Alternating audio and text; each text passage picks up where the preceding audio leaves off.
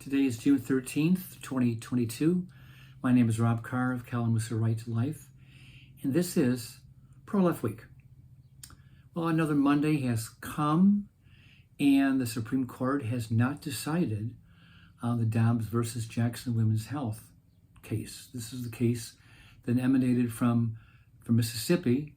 Mississippi passed a law that banned abortions after 15 weeks that specifically challenged Roe v. Wade's viability standard that has been basically in effect for 49 years. And like I've mentioned before, every Monday morning at 10 o'clock, the Supreme Court issues new rulings. So every Monday at 10 o'clock, you get a crew of protesters and activists and journalists who are camped outside the Supreme Court building waiting for the court to rule on the Dobbs case. Well, today they were there again, and today there was no ruling. So we have to wait another week before we get some kind of a decision, if we get one next week, on the Dobbs case. But meantime, while we're waiting for the court to rule on Dobbs, we have seen a disturbing trend in the last 3 weeks, and that is the pro-abortion forces, the activists, the extremists, have ramped up their violence, really directed toward pro-life groups, pro-life businesses. And the question is why? Why in the last 3 weeks has pro-abortion activists ramped up their violence? Well, the answer is simple. 3 weeks ago, a draft opinion from Justice Sam Alito, who's writing the majority opinion on the Dobbs case, but his first draft opinion back in February was leaked to the press. And in that, a majority of justices along with him would vote or will vote to overturn Roe v. Wade. And that decision or that possibility has completely unhinged the pro-abortion forces. And they've gone crazy. And violence has increased, as well as protests in front of the Supreme Court, in front of Supreme Court justices' homes. And we'll get to that a little bit later, and even in cases with Brett Kavanaugh, where there was a possible attempt on his life, but we'll get to that in a few minutes. But going back to these cases of pro-abortion extremism at pro-life groups or clinics or pregnancy centers, about 3 weeks ago, a pro-life group in Madison, Wisconsin, was firebombed when some Molotov cocktails were thrown into the building, into the office, caused major damage.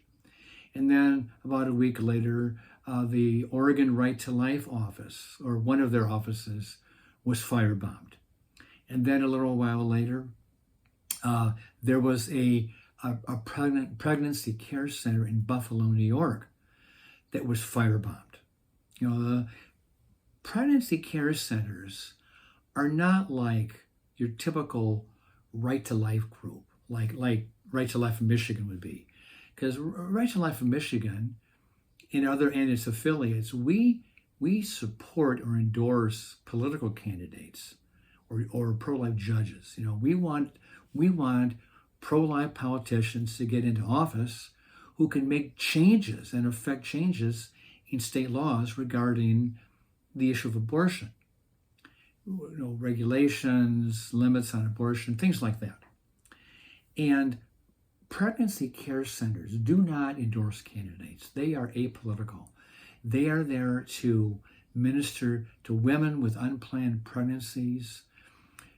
And they're there to help women make life decisions that will help their babies and help themselves in the future as well. And they provide, clothing and baby supplies and baby formula and counseling, and just they do a lot of good things for pregnant moms. but the clinic or the care center in Buffalo, New York was firebombed by another unhinged pro-abortion radical. And then just a few days ago, another pregnancy care center in Oregon was the target of another firebomb, another arson. So we are seeing, as a result of this potential Dobbs decision overruling Roe v. Wade, we are seeing a definite uptick in pro-abortion violence directed at pro-life businesses and pro-life organizations. A group called Jane's Revenge took responsibility for the first attack in Madison, and they may also be responsible for the attack on the Oregon Right to Life office. So then let's go back to what I briefly mentioned about demonstrations outside of Supreme Court justices' homes. That has been increasing too, and also it is a federal crime.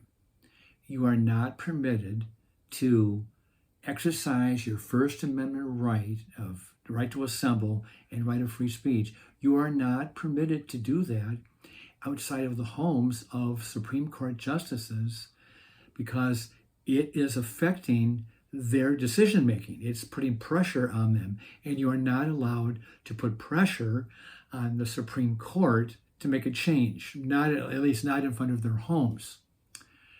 But they're doing it anyway, and as of last night, not one single person has been arrested, even though they are breaking the law.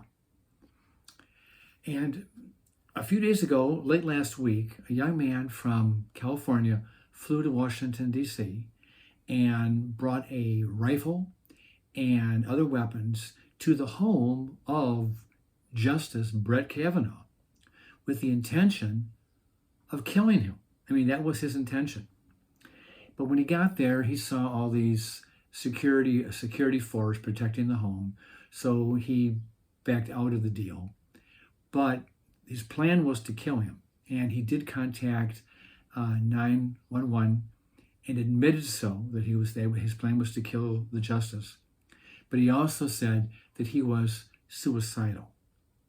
So we have another case now, and we've seen a lot of cases, whether it's the shooter in Adove, Texas, or the shooter in Buffalo, New York, or the Sandy Hook shooter. I mean, all these cases, these are people who are mentally ill in some degree, some mental illness.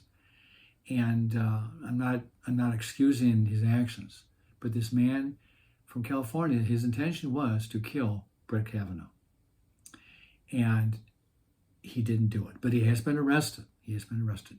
Meantime, the U.S. Senate voted unanimously. When was the last time the Senate, which is 50-50, 50 Democrat, 50 Republican, when was the last time those guys voted unanimously on anything? Well, they voted unanimously to increase protection for Supreme Court justices, for their families, and for their homes. Meanwhile, over on the House, Speaker Nancy Pelosi has refused to take up the bill. And she is claiming, well, these people are protected. They're not under any kind of a threat. Well, obviously, Brett Kavanaugh was under a threat because he could have been killed. And interestingly, the national media has not really covered this story with any great intensity. In fact, it's basically been crickets. They haven't done anything. They haven't reported on hardly any of this in the national media. And, it does kind of reveal a certain amount of bias on their part, because the national media, by and large, is a pro-abortion wing of the Democratic Party. And they want to make sure that Roe v. Wade is upheld at all cost. And they know now the Supreme Court, with this leaked opinion, they know the Supreme Court is going to overturn Roe v. Wade. And they want to make sure that the justices' lives will be completely upended by pro-choice demonstrators outside their homes. So they don't care. The media doesn't care if they're picketing outside their homes and in violation of the law. They don't care because they want to see pressure put on the justices not to overturn Roe v. Wade. So we'll see how this plays out. But right now, it is a dereliction of duty on Pelosi's part not to bring this piece of legislation up for a vote because it would pass. On another front, Right to Life for Michigan Political Action Committee, about a week and a half ago, endorsed a West Michigan businesswoman, Tudor Dixon, to be the Republican gubernatorial candidate for the Michigan primary. You know, there are several Republicans running for governor, but she is our Right to Life endorsed candidate for governor, Tudor Dixon. And if she wins in the August primary, she will face off against pro-abortion governor Gretchen Whitmer. Remember, Whitmer is 100% pro-abortion, and Tudor Dixon is 100% pro-life. Let me say it again. Gretchen Whitmer is 100% pro-abortion, a rabid ideologue, and Tudor Dixon is 100% pro-life. And that is all you need to know. If you are a single issue pro-life voter, Tudor Dixon deserves your vote. Before I go, I want to remind you again, like I have for many weeks on end, don't sign that petition. If you come across a petition circulator who's trying to get your signature on this petition drive to put it on the ballot in November that would legalize abortion in Michigan through viability, don't sign it. If it were to pass in November, it would nullify every single pro-life law enacted in our state in the last 40 years. Don't sign it. With that, I'll let you go. I'll see you next time.